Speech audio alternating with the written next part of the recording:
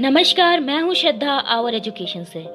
पिछले कई दशकों से जिस एजुकेशन सिस्टम को हम जानते थे वो पूरी तरह से अब बदलने वाला है। लगभग 34 से 35 साल के बाद एक नई एजुकेशन पॉलिसी आई है इंडिया में। तो चलिए जानते हैं कि क्या क्या चेंजेस हुए हैं। सेंट्रल कैबिनेट ने बुधवार को नई शिक्षा नीति को मंजूरी दे दी है। साथ ही MHRD ministry of human resource development को बदलकर एजुकेशन मिनिस्ट्री कर दिया है।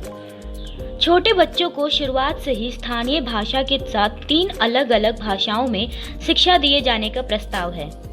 नई एजुकेशन पॉलिसी में क्लास 6 से क्लास 8 के बीच कम से कम 2 साल का लैंग्वेज कोर्स कराए जाने का भी प्रस्ताव है। 10+2 सिस्टम को 5+3+3+4 के फॉर्मेट में डिवाइड किया गया है। इसमें स्टूडेंट्स की स्टार्टिंग स्टेज की पढ़ाई के लिए 5 साल का प्रोग्राम तय किया गया है।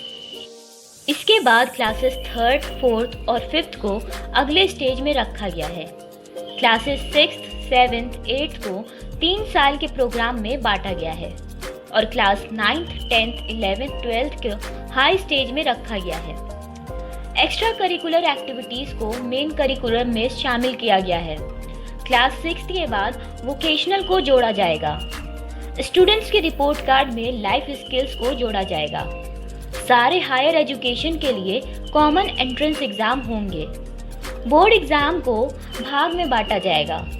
स्कूल एजुकेशन खत्म होने के बाद हर स्टूडेंट के पास कम से कम लाइफ स्किल्स होंगी।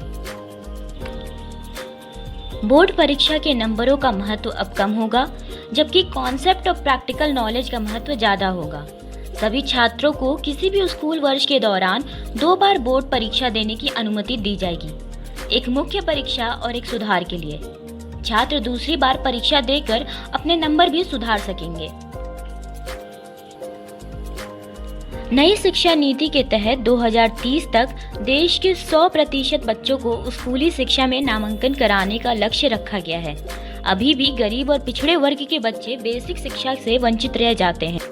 जो प्रेजेंट एजुकेशन पॉलिसी है वो 1986 में तैयार की गई थी और इसे 1992 में संशोधित किया गया था। न्यू एजुकेशन पॉलिसी का विषय 2014 के लोकसभा चुनाव से पहले बीजेपी के चुनावी घोषणा पत्र में जारी था। इस समिति का संगठन मानव समाधान विकास मंत्रालय ने तब किया था जब मंत्रालय का जिम्मा स्मृति ईरानी के पास था। ऐसे ही और जानकारी के लिए बने रहे हमारे साथ। सब्सक्राइब करें हमारे चैनल को और लाइक और शेयर करना ना